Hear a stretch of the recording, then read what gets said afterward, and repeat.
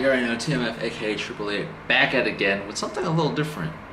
So, if you haven't guessed it by now, by the title of this video, this is going to be Dreamcatcher's Chase Me music video fan theories that I'm excited to delve into. So without further ado, let us start. I'm gonna be listing a few of the fan theories that I came across that I thought were pretty interesting, including my own. And if you haven't seen the music video, please do. If you don't remember exactly what happens in the music video, please watch it. I'm not going to be recapping what happens. So yeah, without further ado, just get right into it. So first off, I'm going to start with my theory.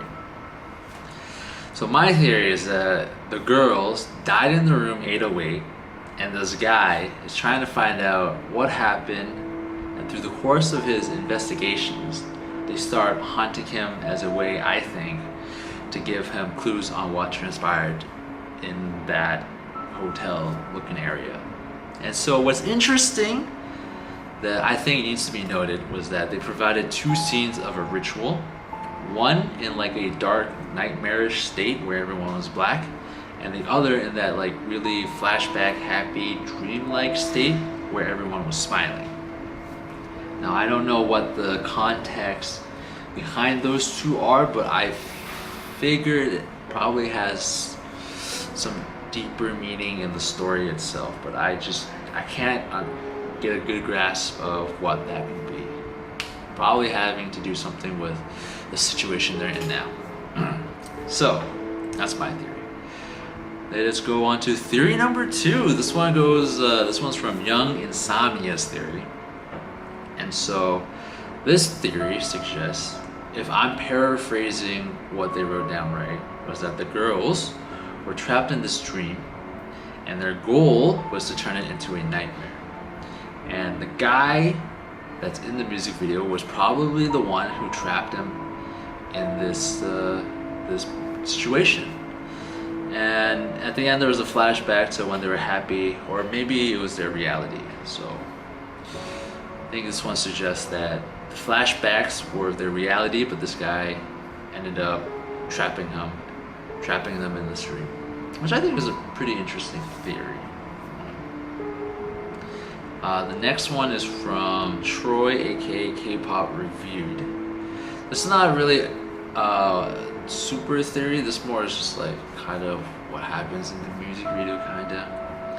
Pretty much is that this theory suggests that this guy that we see in the music video is a paranormal activity hunter, and throughout the course he's just marking down who he sees or the ghost he sees, and because of that they start, I guess, haunting him as a way of retaliation in his nightmares stuff.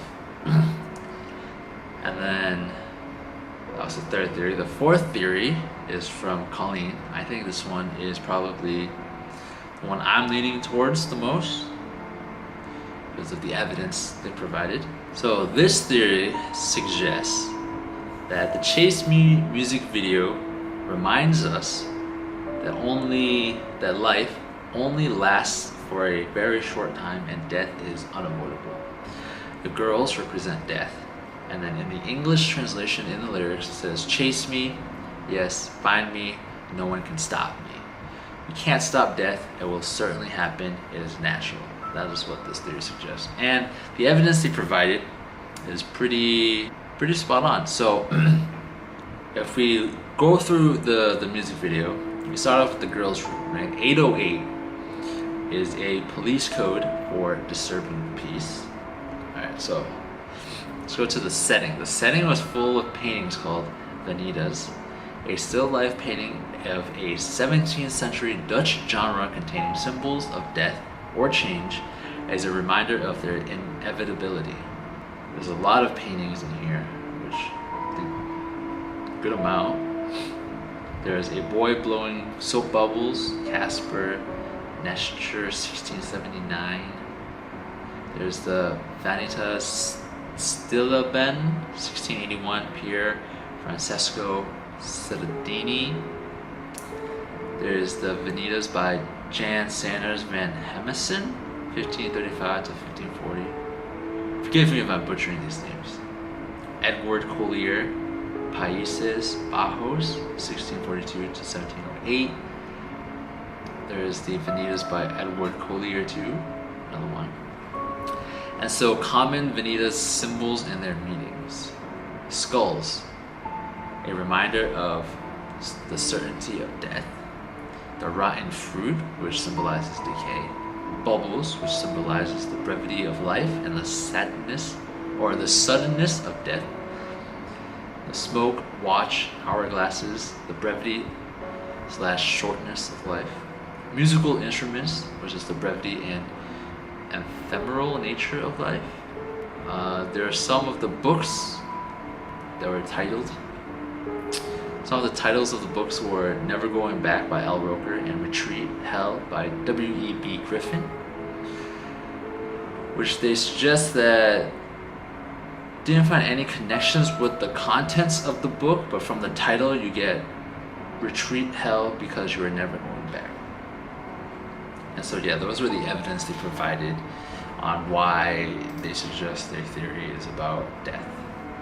Rounding out all the theories, I think Colleen's theories is pretty interesting and spot on. I really enjoyed it. There's a lot of evidence backing it up, but it doesn't really talk too much about the why of the guy. This one's more like the theory of music video, but doesn't really explain what's happening in a sense.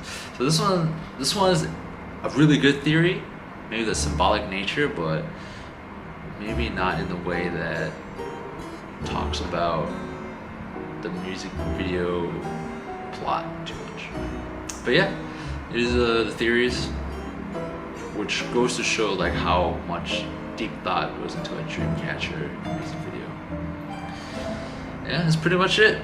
Tell me which of these theories is your favorite. Tell me if you have any of your other theories that you have about the music video itself. Let me know if there's other theories out there that I missed. And then also, if you enjoyed this video, like, comment, subscribe, and let me know if there's other music videos of K-pop, other K-pop music videos that you want me to do theories of, because this is pretty interesting.